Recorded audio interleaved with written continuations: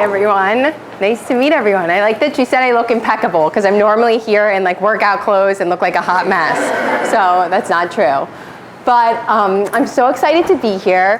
When Amber and Nicole first asked me, I was very nervous because I am an attorney. I have never really shared my story, and it's very vulnerable. Although you guys are probably like, she was just at Big Law and she left, but it was something that was really scary for me. And I hope all of you just hearing my story, it resonates with you. If a lot of you do feel lost and like feel like life has something more and you want to do something else, I hope you guys think of me and can think of part of my story. It's like, I remember that girl at the Flamingo House. She did it. She went after it, and I can do it too. So I hope my story inspires you. I did leave Big Law about 5 years ago and started my own firm. I worked with a ton of amazing people at Big Law. A lot of them were, 40-year-old male lawyers and had been there for 10 years. I was 29 when I left, and they would joke. We were friends, and I got along with them great. But after I left, they were like, Rachel, we all go to lunch sometimes, and we think, if Rachel can do it, so can we. Like these 40-year-old men. And I'm like, you know what, you're right. Like they were probably doing it, like kind of making fun of me, like Rachel, like if she can do it. But it's true, like if I can frickin' do it, anybody can. Like you can do it. These 40-year-old guys, whoever you are, can do it. So I hope you guys leave kind of thinking about that. So I wanted to start with telling you about law school, because I feel like it's what triggered me into this like, I'm going after it mode. When I started law school, in my introduction, they have like a whole orientation, I heard somebody say, in order to do good and to get a job at one of these big law firms, you have to do amazing your first year of law school. It's so important, and that's really all that matters, your first year, because then you get all these interviews lined up. So I heard that. Both my parents were attorneys. One was a state attorney, and one did criminal defense. They were never in the big law corporate world. Frankly, they probably don't even think that's being a lawyer, because you never are actually in court. But once I heard that, I was like, that's it. Like if I'm gonna spend 3 years in law school, I'm not gonna just like coast, la-di-da, like I'm gonna get that job at that big firm. And so my friends would joke with me, they call me a mad scientist, because I would just study my little bone and brains out. I was at the library all the time, just during this first year. If there was an open book test, I wrote everything down. For constitutional law, they made fun of me, but I memorized the Constitution because I was like, there is going to be just that one question that I know right, and I freaking memorized the Constitution. But I did it. After my first year, I was in the top of my class. I got about 15 interviews at some of the top law firms. I got a job at McDermott, Will & Emery, which is an amazing national law firm in their Miami office, and I kind of started my track. It's funny because the partner that hired me, you have to send your transcripts at the end of your 3 years, and he called me and he's like, Rachel, I think there's a mistake. And I'm like, what do you mean there's a mistake? He's like, you have like B's and C's second and third year. I was like, I know, but you hired me after my first year. It doesn't matter. He's like, damn. But really, that's my mentality. Like, I know what I gotta do, and then I coasted. Second and third year, I had so many friends. We partied, we did this, but you know what? I was at that big firm, and I made it. And they were like, okay, you're good. I worked my summer. I worked there my summer and I proved myself, but I kind of said, okay, I kind of did my job and I got it done. And I feel like that's kind of been my mentality this whole ride I've been on, is that do the best you can, get it done, don't coast, go after it, and it'll happen what you want. So I started at McDermott, Will & Emery, which is the most amazing big firm. The culture is awesome, big fancy offices in Brickell. And I was in litigation, so I was going to court for these monster powerhouse brands like a Marriott. I distinctly remember Marriott because it was one of my first trials, and I was doing a cross-examination of a witness and I was scared shitless. But I quickly realized, probably after 6 months, that I hated it. And I would dread every hearing, every deposition. Even if it was a hearing where the other side wasn't even showing up, the judge was approving it, just something, I would have a pit in my stomach for months, and it was suffocating. And I just bit through it. I got promoted after my first year to essentially a third year, so they like jumped me up. I was always just marching on that partner track. I billed crazy hours, but I remember sitting in my car every day and not wanting to get out. And I was like, what the hell am I gonna do? Like, I went to law school, this is my life, like, I can't leave. And so I stuck it out for 5 years. After 4 years, I started really thinking. I was like, okay, like I gotta make a plan. I kept telling myself, like, I want more out of my life. Like, this isn't it. I need to do something else. My friend Christina was at Wilson Sonsini, a big venture law firm in New York. And I started calling her on my rides home from work and telling her, you know, I really want to go out on my own. I want to do my own thing. There's got to be something different. Maybe we can do like real estate closing, something. I don't want to do litigation. I hate it. I'm not a fighter. And she was like, you know what? I want to do it too. She was miserable too. So we planned for a year and I did it. I put my notice in December 2015. Everybody was shocked. I didn't let anybody kind of know it was coming because I didn't know if I would actually have the guts to go through with it. And every single person doubted us. You know, close friends, close family, everybody was like, are you sure? Like, you're leaving this cush job, you have a great boss, like, what are you doing? And it was scary. I like completely went silent and I stopped really talking to people about it. I was just like, let me prove to them. And I always, you know, when people tell you that, you have doubt too.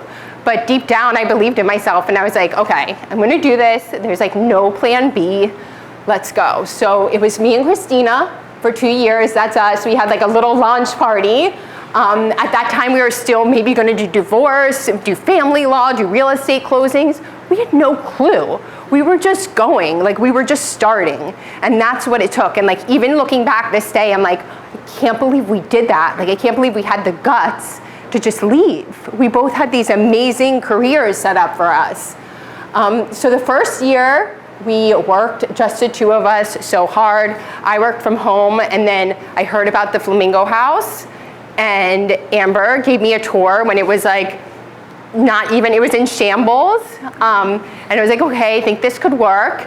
And so we started. And then 5 years later, from there, we have built our firm. This is Mel. She was one of the first people that I called when everybody was having doubts and couldn't believe, and the old firm was trying to get me to stay. And you can always count on your friends, because Mel, I vividly remember it. You know, we always text, but with Mel, she actually called me because she wanted to like check how I was doing, because she had heard through the grapevine that I left and I gave notice. And she goes, Rachel, I have no doubt. She was like, you are going to succeed, and I have no doubt. And I tell her this to this day. I'm like, Mel, that conversation like saved me, because I was like, okay, like I'm gonna do it. I'm gonna do it well. So you can always count on your friends. And now today at J&O, we have 12 employees, 4 offices. Very proud of it. We do no litigation whatsoever. I stay far away from it. And we have built a niche as one of the powerhouse firms representing venture-backed companies. A lot of our companies are in Silicon Valley, New York. We have offices in New York, Austin, Northern Virginia, and down here. We represent about 80 companies monthly. Most of them have received VC funds, and we act as their outside general counsel. At this point, we are super selective on who we bring on as a client. We actually have to turn many clients away because they are not right for us, where in the beginning, we took anybody. Like, we took everything. So to be at that point and to just be such a well-respected firm is everything that I could have wanted and believed. And you know what, when you start, we didn't know what we were gonna do. But we got into this niche and we're so good at it, and we are the best attorneys, and we have now recruited the best attorneys from big law to work with us. So that's J&O, I'm so proud of it. And after working with J&O for 5 years, I realized that I was kind of just working and going crazy. I also have 2 little kids. I have a 3-year-old and a 1-year-old. And I know, and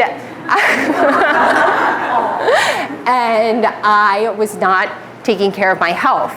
I kind of felt like, how do people stay healthy when having these full-time jobs, when having kids? I would look at all these people online and it was their 24/7 job to be healthy. And I was like, I don't have time for that shit. Like, I have like maybe 20 minutes.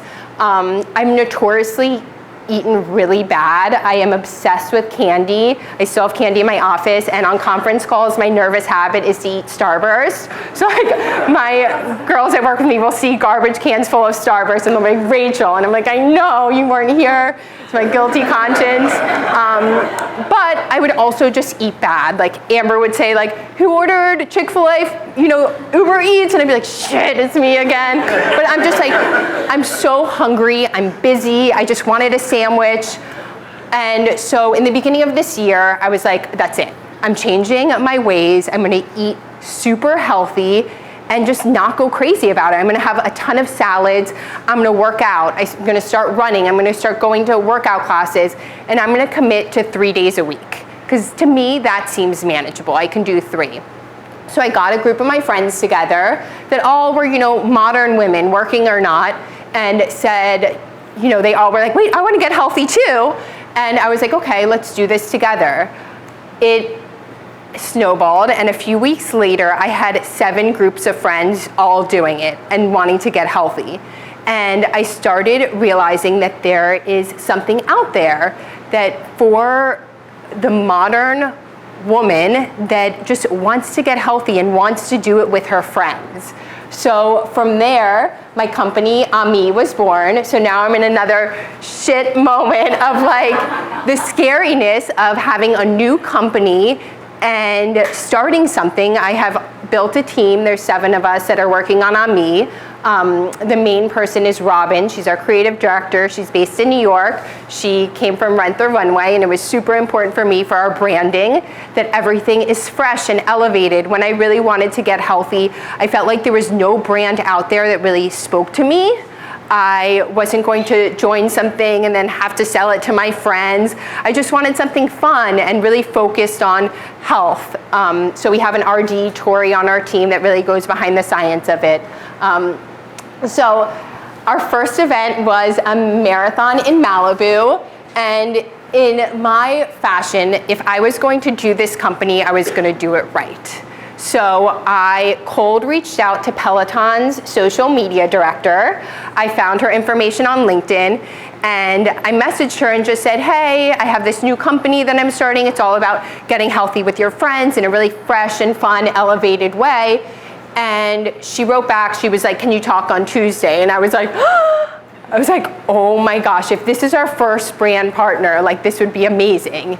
And we talked. She said, let me talk to my team. About a week later, she wrote back and said that Peloton would be sponsoring our team in Malibu, sending us all their gear, and sending a photographer from Peloton to follow us along for the weekend. So I was just like blown away, because it was the first validation that like some big powerhouse player believed in kind of what our mission and we were creating. So this is my I feel like that my mentality that took me through law school, big law, and just feeling so deflated and suffocated, which I don't know if any of you have ever felt like suffocated in a job, but if your job is poisonous, your whole life is poisonous. And I truly, truly believe that. So, and it's okay. I was suffocated for 5 years, so you don't have to just feel that way and be like, okay, I need to get out now. Like, just embrace it and make a plan and go after it, because you can remember that if Rachel did it, so can I. I don't have any superpowers. So a few things that I would love for you guys to just think as you leave to get today is that suffocating feeling that you're feeling is okay. It's your conscious pushing you and telling you that you want more out of your life and to go after it, to go get it. Always say thank you, even to your employees when you feel like they are just doing their job. So as a service provider, an attorney, so many of our clients do not say thank you to our employees because we are just doing their job. We're just drafting their contract, and saying thank you makes such a difference. I am so appreciative of our entire team. I am also coincidentally the one that is in charge of firing and terminating our employees, and we've had to terminate a good amount of employees. So it just shows you can still be a good person, say thank you, but appreciate your team. You know when somebody isn't the right person for you, but you have to always appreciate and respect your team. If you're going to do it, go all in. Don't kind of say, I'm gonna do this little thing. Like, starting any business is hard. Small, medium, big. If you're gonna do it right and do it big. That's my motto. Don't take yourself down low. Don't give yourself low standards. And then this, I hear this everywhere, and I really believe it, and it's definitely nothing I made up, but having an idea is one thing, but executing is an entirely different ball game. If you have an idea that's just killing you and you want to do it, or you want to leave and take that leap and join that other firm or take that other job, you gotta execute on your life to make things happen, even if it's really small steps. So that's it. There's not going to be anyone out there that says go after it and do it. If you're looking for your spouse, your family, your husband to say, come on, Rachel, do it, this is the time, that is never gonna happen. There is not that one person. Although everybody can be supportive, you have to do it. You have to go after it. You cannot wait for somebody else to tell you to do it. So you guys should all be that person, and remember that you got this.